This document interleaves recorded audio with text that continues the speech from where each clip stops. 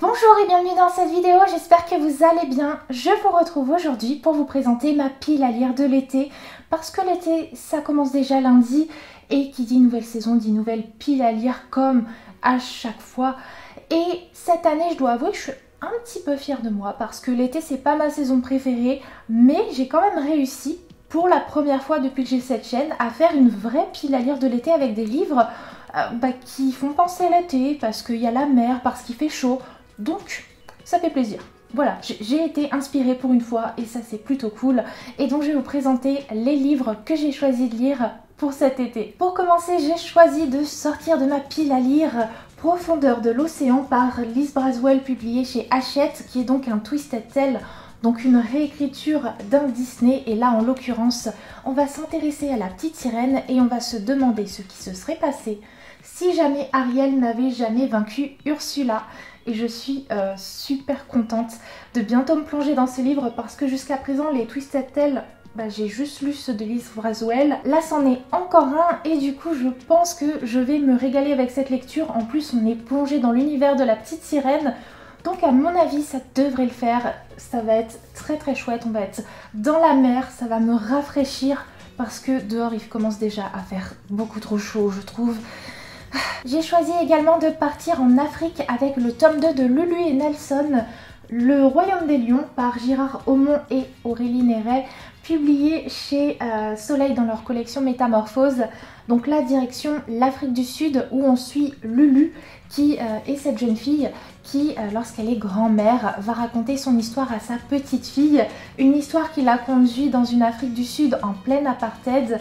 Et une histoire hyper riche, moi que j'aime beaucoup, avec des dessins superbes. Donc il me tarde de me plonger dans cette suite, surtout qu'on voit un petit lionceau. Et alors, moi et les félins, c'est une petite histoire d'amour. Donc j'ai hâte de voir ces beaux dessins à l'intérieur de cette bande dessinée. Il va faire chaud aussi dans ma prochaine lecture, puisque on part direction la Grèce avec Le Chant d'Achille par Madeline Miller, publié chez Pocket.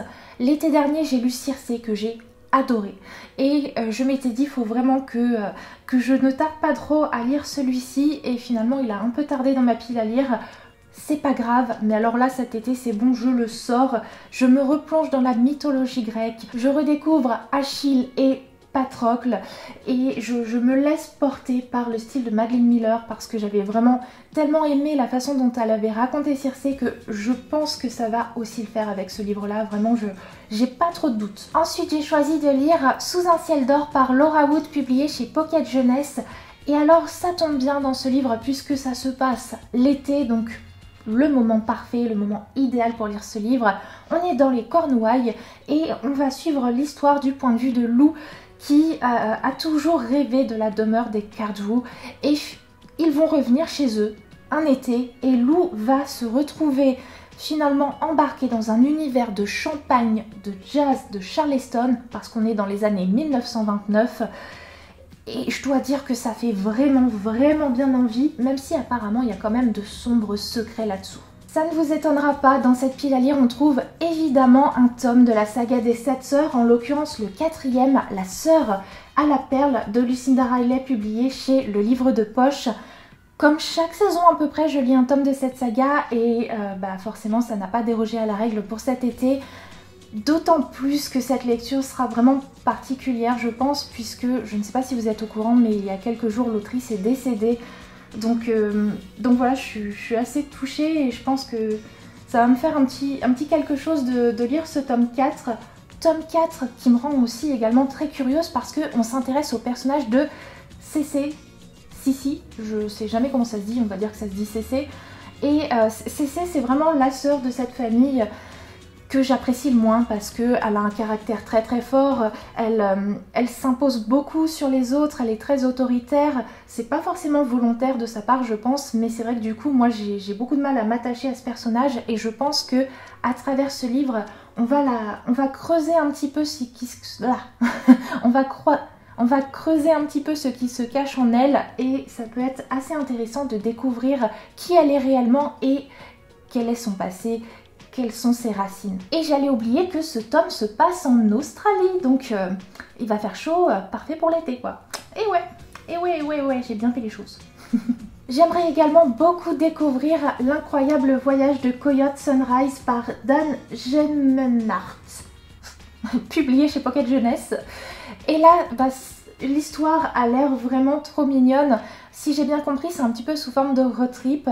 On va suivre l'histoire de Coyote et son papa qui aime beaucoup voyager et qui voyage notamment à travers les États-Unis jusqu'au jour où Coyote va apprendre que le parc de son enfance va être détruit. Et du coup, avec son père, il va falloir directement y aller. Mais sur sa route, ils vont croiser de nombreuses personnes et visiblement, on nous dit que le voyage est parfois plus important que la destination. Donc à voir ce qui va se passer pendant ce voyage. Est-ce que Coyote va sauver le parc de son enfance? Qu'est-ce qui va réellement arriver dans cette histoire?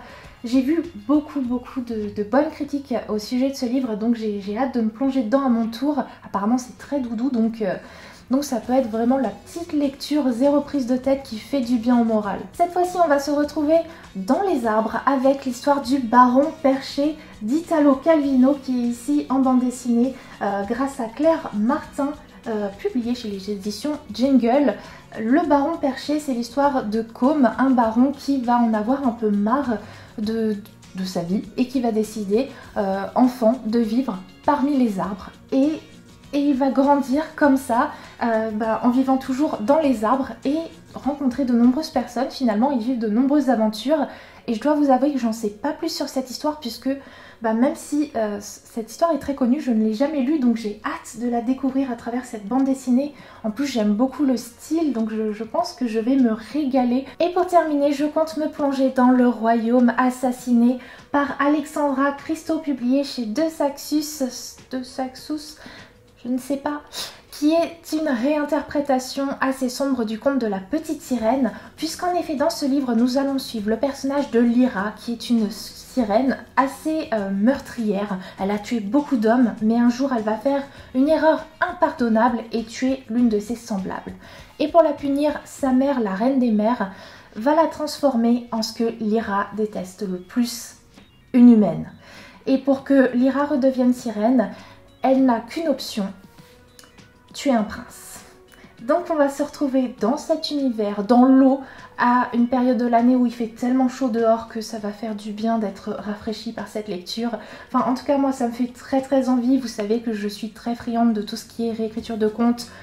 Même dans ce cas-là où c'est plutôt une réinterprétation assez éloignée du conte de base, ça me fait quand même très envie. Et puis on va parler de sirène quoi, donc je pense que ça promet. Voilà, c'est tout pour cette courte vidéo. Voilà ma pile à lire de l'été. J'ai essayé d'être raisonnable parce que chez moi, l'été, ça se termine le 31 août. Donc ça me laisse quoi, un tout petit peu plus de 2 mois pour lire ces livres-là, sachant que j'ai d'autres livres aussi que je vais probablement lire cet été. Donc faut savoir rester raisonnable. En tout cas, je vais maintenant vous faire de très gros bisous et on se retrouve tout bientôt pour une nouvelle vidéo.